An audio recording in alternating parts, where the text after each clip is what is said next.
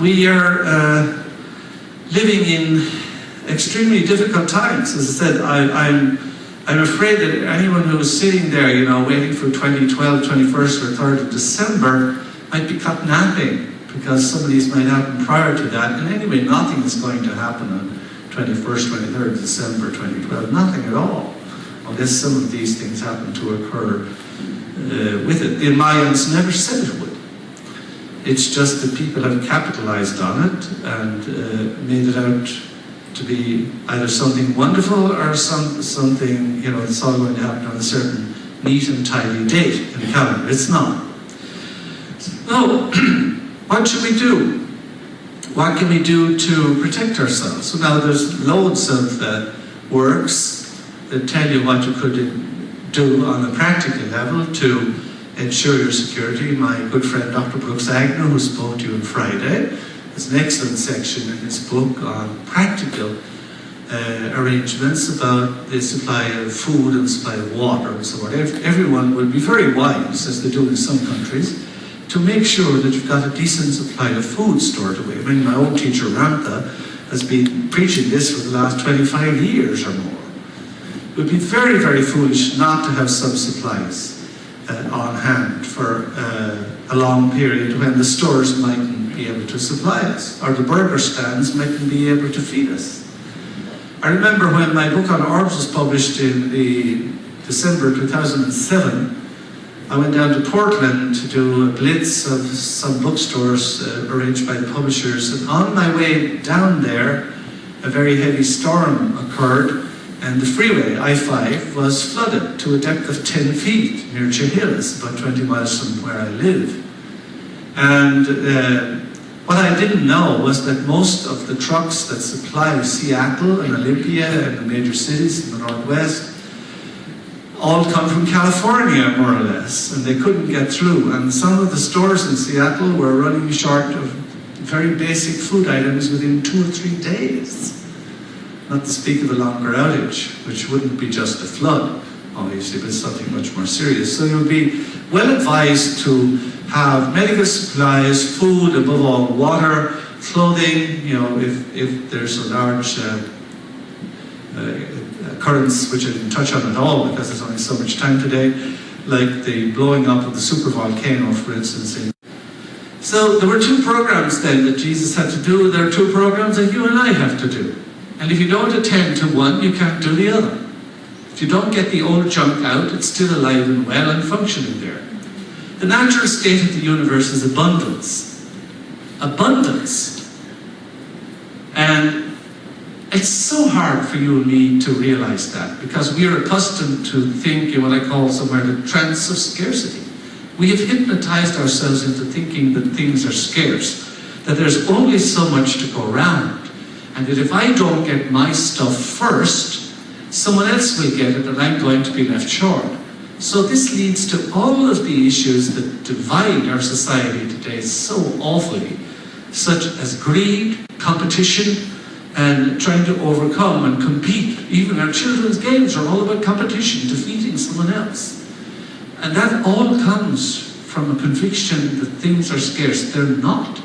The quantum field is abundant, and the key to doing it is to learn how to manipulate the quantum field. Jesus was a master of the quantum field.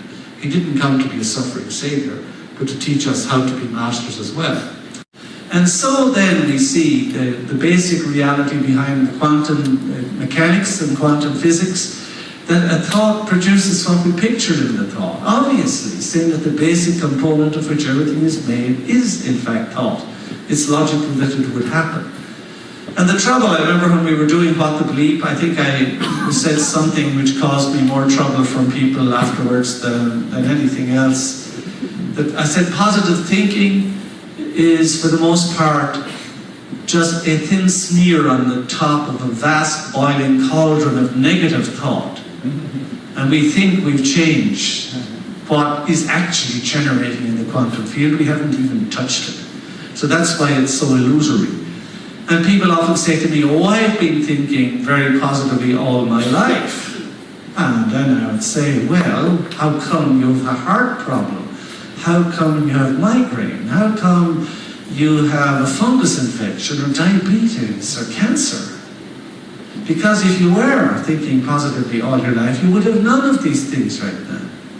So our bodies are something like a computer printout. You know, when you press print on your computer and the printer spews out a page, the page is our bodies. And that tells us how we've been thinking all our lives, and for the most part, actually it's not a very encouraging picture.